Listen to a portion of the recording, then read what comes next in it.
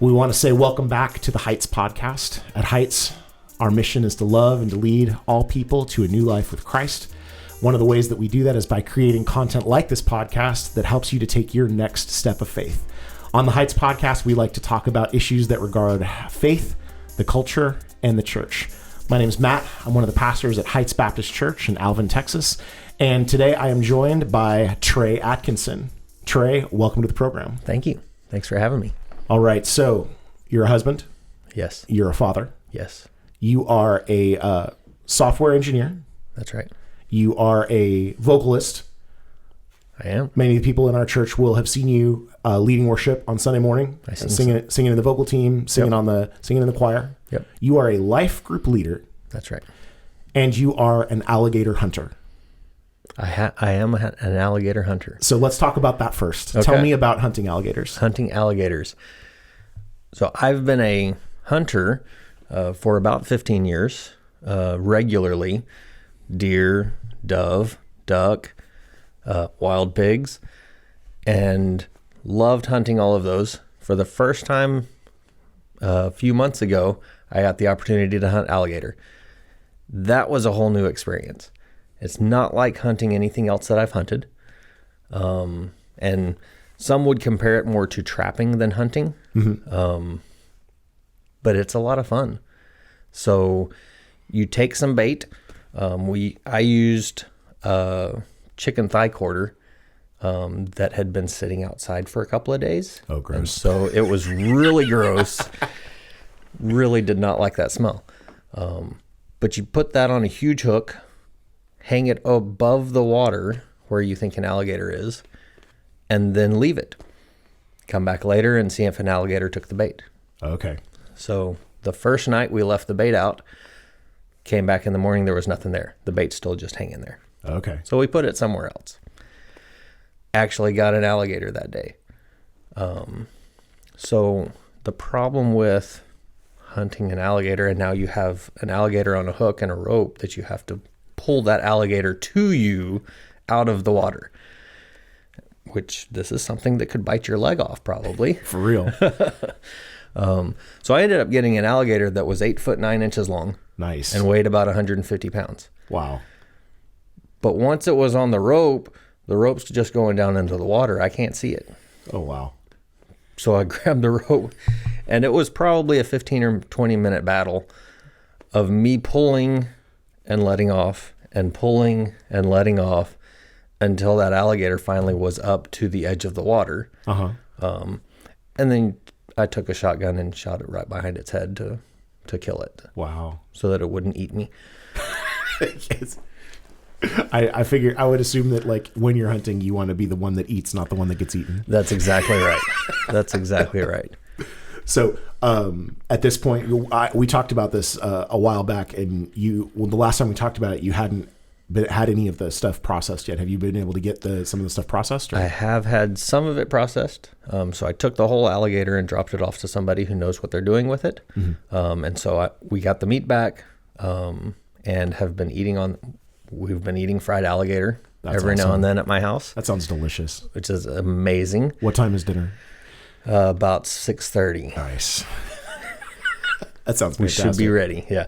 So yeah, that's been great. And then I'm still waiting on the rest of it. So I'm going to have a white alligator skull, maybe in my living room. Oh, wow. We'll see what my wife says when it comes back to the house. And then we're having leather made out of the alligator hide. I was going to say, now, is any of that leather going to end up in a hat? I've thought about a hat band. A hat band. Because I was going to say, because you've got a pretty impressive hat collection. I like my hats. You have some cool hats. Thank you. Like you've got cool cowboy hat. You've got like a kind of like a Panama Jack kind of a hat. Yep. And just every time I see you, you're one of those guys. I'm like, that's a cool hat. Well, thank you. I always have liked my hats, and so have tried to create some variety. Were you always a hat guy growing up? I was always a hat guy growing up, and that was one of the things at my high school graduation. My dad put together a board of pictures of me in hats from the time I was a baby and couldn't walk all the way through. And it wasn't every minute that I had a hat on, but I always had an interesting hat along the way. That's awesome. When I was in high school, this will date me a little bit, Uh-oh. but when I was in high school growing up in Southern California, that was back when the music called ska was really popular. Yes. We'll have to do an episode on what ska is at some point. That would be But awesome. Ska was very popular, which is kind of like a reggae fusion, but there was a lot of kind of retro fashion involved in that. That's right. And also swing music kind of had a revival in the late 90s, especially in Southern California, and kids used to go to the free or the cheap part of Disneyland and listen to swing bands play Nice. at Disneyland, or they would have like annual passes. But anyway, so those musical styles were kind of a big thing for me when I was in high school, and so some of those fashions, so I went to swing dances when I was in high school, and so I became very fond of wearing like a cabbie hat, Yeah. and I also wore a fedora a lot. Nice. And I think one of my girls found my fedora a couple days ago, and it's pretty beat up at this point. But She's going to start wearing it to church. Possibly. That would be awesome. But I typically don't wear hats that much anymore. Yeah. Only when it's cold outside or raining. But all right. So alligator hunting. So then here's my question then. So what is harder? Is it harder to wrangle an alligator, or is it harder to wrangle a life group as a life group leader? Which of those things is more difficult? I think wrangling an alligator was harder than wrangling a life group, although each have their own challenges. So I've been very blessed with my life group here at Heights, with some great life group members, who have quickly became friends and deepening those relationships as we go along. But they've made life very easy on me through the time of wrangling the life group. How long has that life group in its current iteration? How long has that been going at this point? That's been. Has it been 2 years or just a year? I think it's around a year and a half. Okay. Getting close to that. I think we started in October, but it wasn't last year. It was the previous year, I think. The life group that we attend on Sunday morning and that we co-lead on Sunday morning is called Branches. That's right. I mean, I say co-lead. Let's be real. You do all of the work, and then I teach occasionally. That's kind of the division of labor. And that's very appreciated.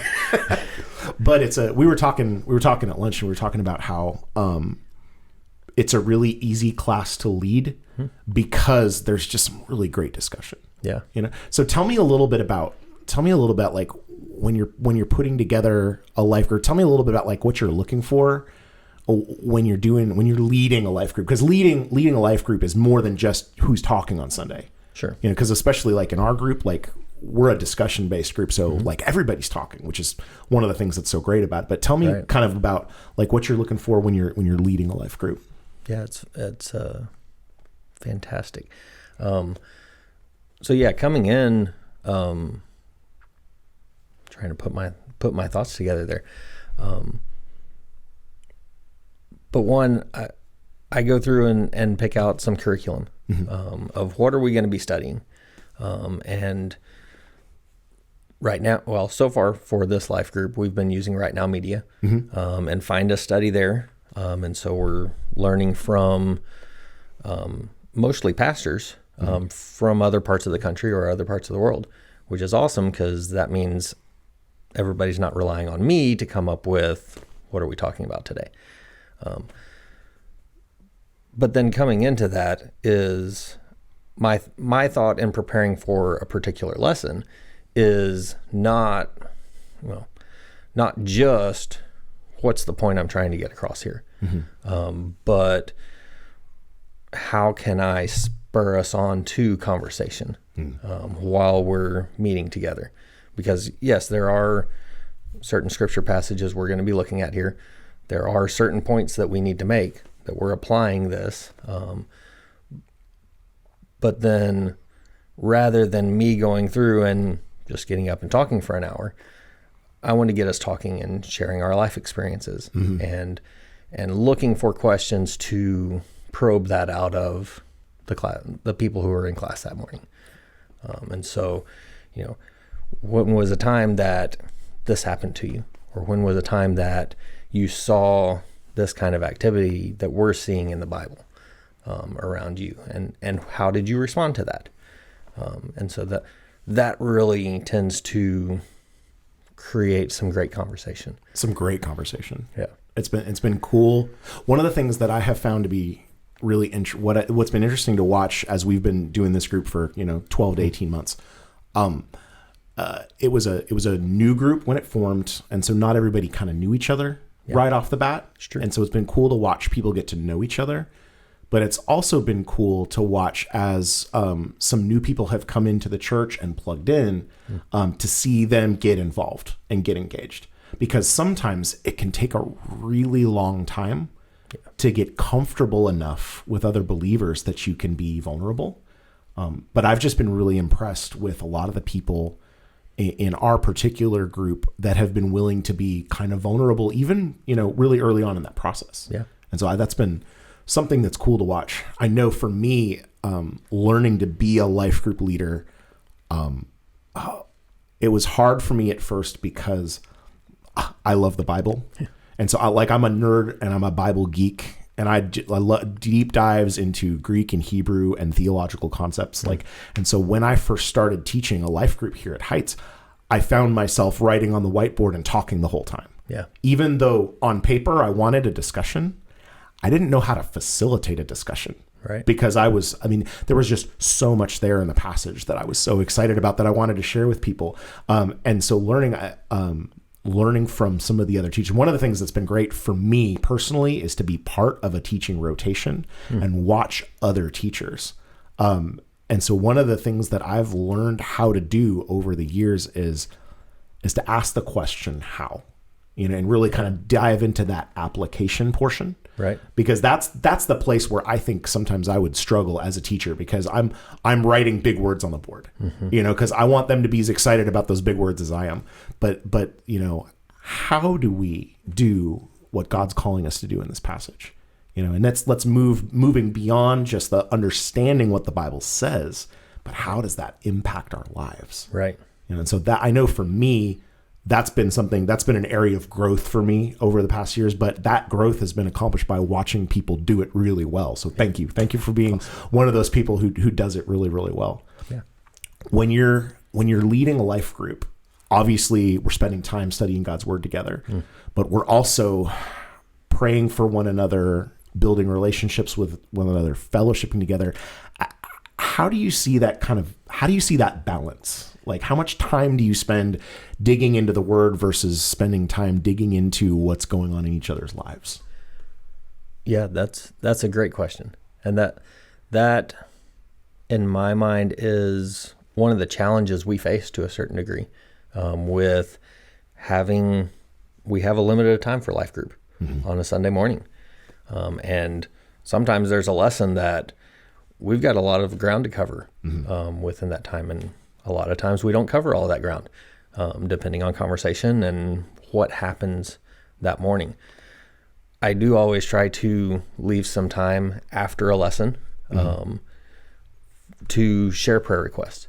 And, hey, what's going on in your life that we can pray for you about this week? I don't always succeed at leaving that time at the end, depending on conversation. Or depending on how well I manage time during the lesson. Been there, done that. Yeah. But that is something that's very important. And we call it life group because we do want to be sharing our lives together. Right. And we do want to be, growing in Christ together, but also deepening our relationships together. Right. And so with the limited time we have in life group Sunday morning, it's difficult to do all of those things together. Right. And that's where I see I like to encourage each of us to reach out and spend time together outside of that life group time. Yeah. Whether it's scheduling a fellowship with the whole life group, which we did right before Thanksgiving. We had a Friendsgiving. Yeah, that was fun. Fellowship that some other members in the class came up and said, hey, we'd like to do this. And we did it, and it was great. And so doing things like that together can help to deepen our relationships together. But also even, one family with one family, 3 families getting together outside of a Sunday morning, I think is very crucial to us building closer relationships together, and building those friendships that will be very long lasting. That's something I was thinking about earlier today, from stories from my grandparents. Oh yeah. So they were members here at Heights in the early days. They weren't some of the founding members, but they were here early days. And they were here for 15, 20 years. Mm-hmm. And they told me stories recently about how my grandparents and their family had 3 or 4 other families that they did life together. Mm-hmm. And it wasn't, we didn't call it life groups. It was, they had Sunday school, they had church. Right. But then outside of church, those families met together. They played games. They spent time together with a meal or a game or doing activities with their kids. And they developed lifelong friendships. Yeah. And I still talk to people here on Sunday mornings at Heights that will tell me, I talked to your grandmother the other day on the phone, because they were friends together. That's awesome. 50 years ago or however long, when they were members together. One of the things that's been a real encouragement to me over the years is even sometimes group text messages. Yeah. My wife has got on a group chat with a few ladies that she's close to that have, that she's been a part of life group with, and that's a huge source of encouragement for her. And what I try and do is sometimes text message the guys, in the guys that I know, and just to let them know I'm praying for them as they're being husbands and fathers and dealing with the challenges of loving their wives and loving their children and going to work and doing all those things. Like that's just so important. So speaking of being a husband and a father, so you work remote. I do. What do you do for a living? So I'm a software engineer, work for State Farm Insurance, and they graciously let me work remote from Alvin. Offices in the Dallas area, and so I travel to the office maybe 4 times a year. Okay. And the rest of the time, I'm at my house. You're at your house, but you also, you guys also are homeschoolers. That's right. And you got how many kids? 4 kids. Nice. 5 to 15 years old. And so all 4 are in play with homeschool at this point, at various levels. And so there's certainly lots of challenges there of, I have to be on my laptop and working, and whether it's writing code or meeting with other people, doing the different things that I'm expected to do for my job. But also there's 4 kids running around the house. I was gonna say, do you ever have to mute your microphone on a Zoom call? Be like, hold on, I gotta go be dad for a minute. Oh yes. How do you have a dedicated room for your workspace, or is it just kind of everybody's out in the open, or how do you manage that? So I do have a dedicated room. That's helpful. It is very helpful. So I usually start my day downstairs and just kind of in the open. Uh-huh. My house wakes up a little later than most, as is not uncommon with homeschoolers. With homeschooling, and it works fine for us. Yeah. And so I'll start my day downstairs, drink my coffee, check the emails, see what lies in store for my day, meetings and whatnot. And then, depending on how rowdy the house gets, I have a room upstairs that I can carry my laptop up there and take my work with me, and if I need to, close and lock the door and not let, if there's a critical meeting that I need to not be interrupted, close and lock that door, and they know, don't come and mess with dad unless someone's bleeding or dying. And the rest of the time, a lot of my time I spend in my office at home, with the door open, and throughout the day we'll have kids come in and ask questions, or come in and bring toys and start playing in some part of the room. I love it. We also have a dog will lay off in the corner and sleep and snore sometimes. I have a kid over there playing with some toy, and I'm on a meeting trying to talk to people. So I can't even imagine when when 2020 happened, and then everything was social distancing and lots of people weren't coming. I mean, I still think I still came to the church every single day. Oh yeah. I think back in in early 2020, basically it was me and Pastor Lee. I think we're the only people that were still coming here on a daily basis. Right. But the reason is because I can't even imagine the concept of trying to get any work done at home. It's never been me. I've never had any kind of a remote kind of position. And so I've never really developed good habits for working at home. So usually if I had work to do, I would go to a coffee shop or I'd go, Starbucks or 1820 or, something like that. So I just, when in those days of 2020, when it was, when the office was officially closed, I still came here every day to get done what I needed to get done. Cause I wouldn't even know how to get it done at home. Cause there's quiet and there's not all of the distractions here. Exactly. Yeah. And it's a huge thing. And so I'm just imagining a house with 4 kids, because I've got 4 kids too. Yeah. And imagining the amount of chaos that's going on at my house on any given moment, and thinking that it's probably similar, because it's the same number of people in the room. That's right. So I can't even imagine. Right. Is it hard for you sometimes? Do you ever feel kind of pulled in directions because you're at work trying to get your work done during your working hours, but there's something going on with the kids that needs to be addressed? And do you have to take a break and be dad sometimes, or do you do a pretty good job of compartmentalizing? How do you handle that? There certainly is, getting pulled in multiple directions. That's a common occurrence. And thankfully, most of the time when I need to go be dad, I'm not in the middle of something critical.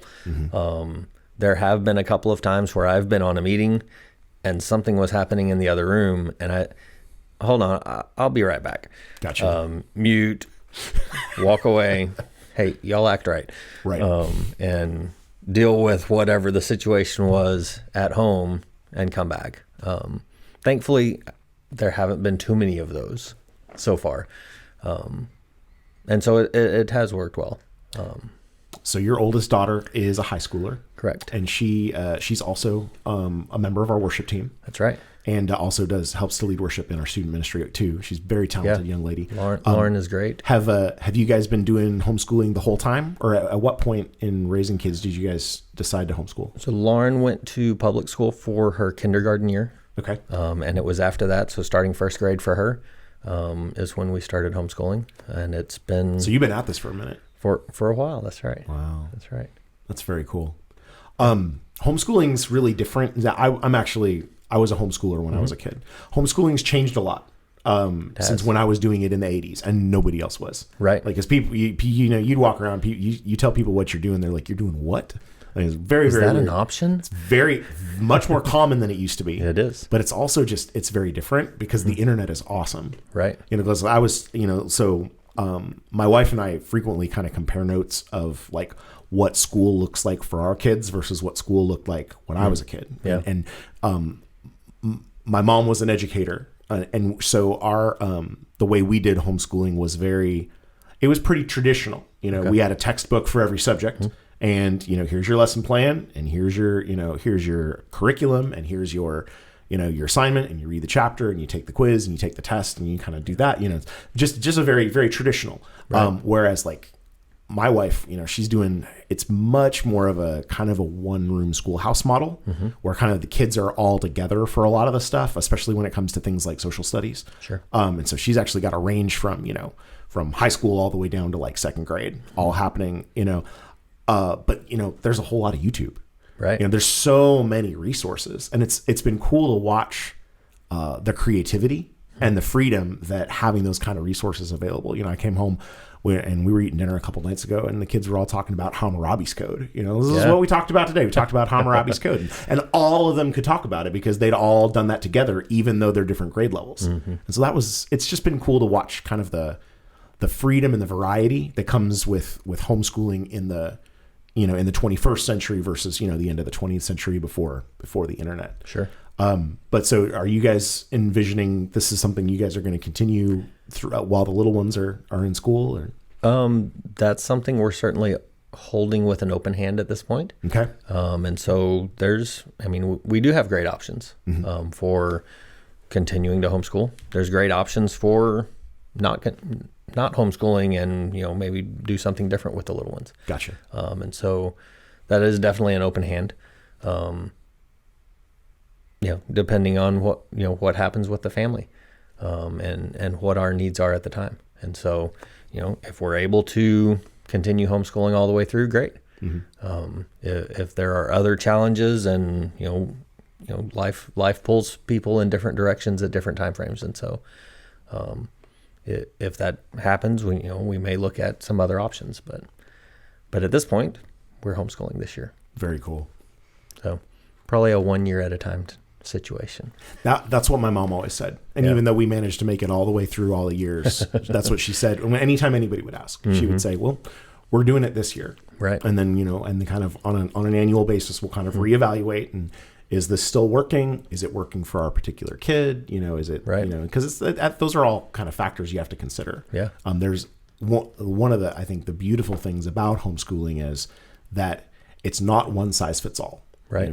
There's a lot of different ways and methods and ways to make it work. But then also you've got to have a certain kind of parent and a certain kind of kid that it's going to work for them. Sure. And so that's, I think that's a really valuable kind of philosophy, is to say, well, we're going to do it this year, and then we're going to see what God has for us next year. And sometimes committing to 1 year at a time is a lot. Yeah, this is true.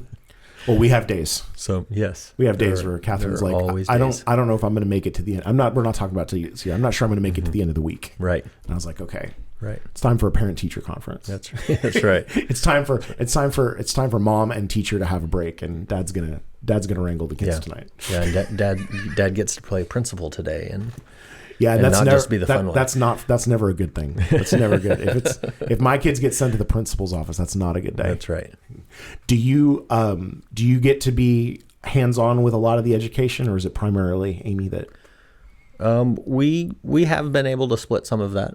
And so I have been at least somewhat hands-on on parts of it. Some of it it's a dad serving kind of a principal role, or kind of an organizer role of what things are we going to do this year or this week. Mm-hmm.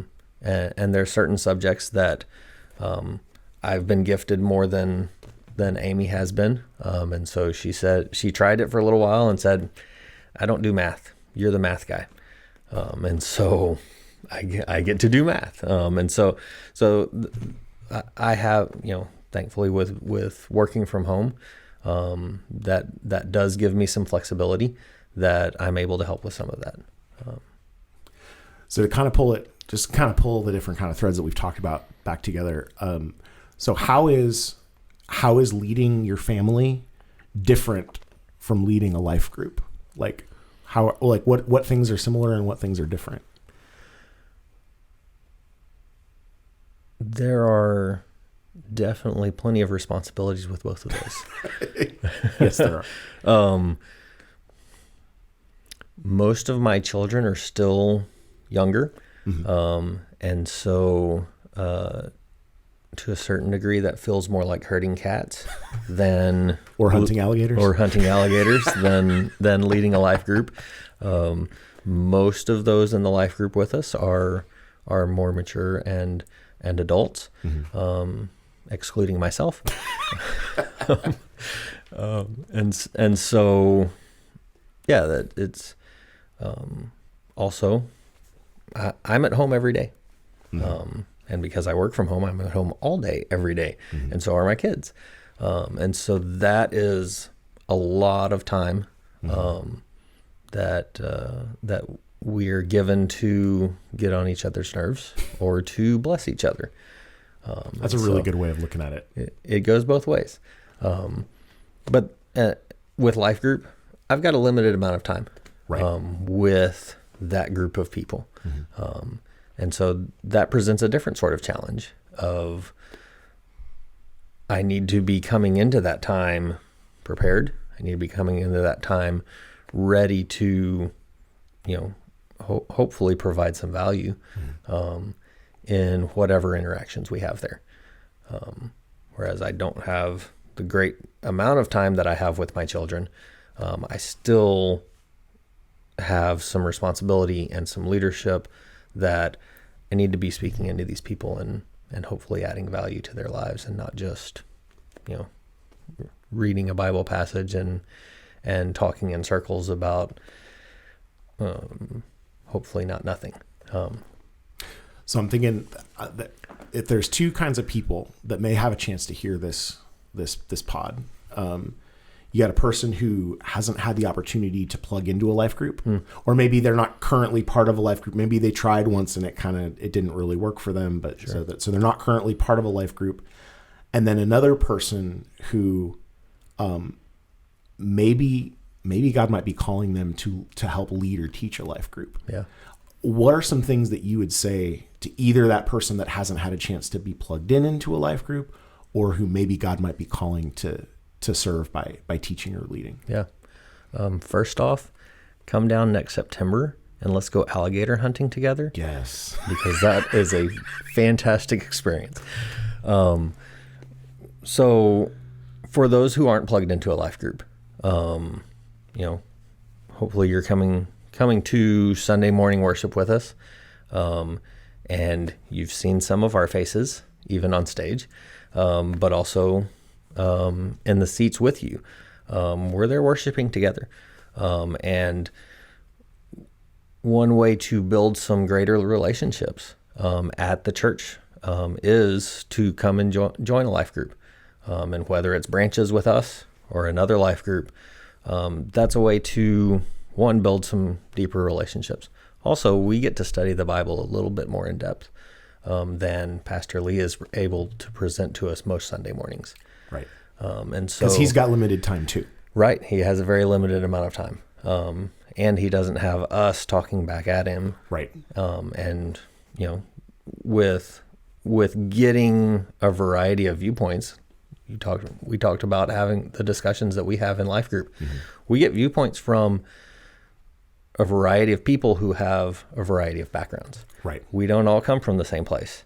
And so that adds another level or dimension to our discussions and what we end up coming away from our Bible study in. Mm-hmm. And so that's some of what I see being great value in our life groups. Mm-hmm. It also provides, some opportunities that we can connect and maybe do some things outside of the church building together that we may not be able to make that relationship when we're just coming to worship service together. Right.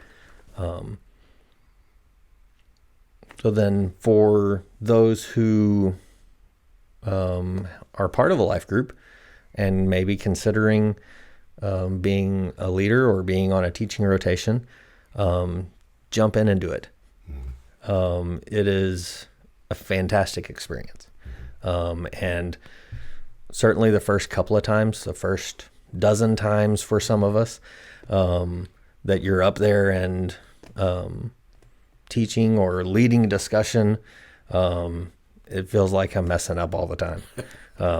I still feel that way. I still feel that way after being, I was on a rotation for a while and then leading my own group for a while, and it's there.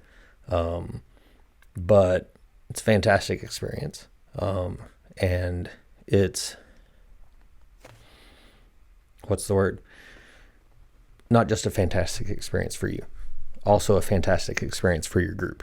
That's cool. I like that. To get someone else up in front of them, mm-hmm. Who can speak from their own experience and perspective and share their own knowledge and their own relationship with God with the other people. I like it.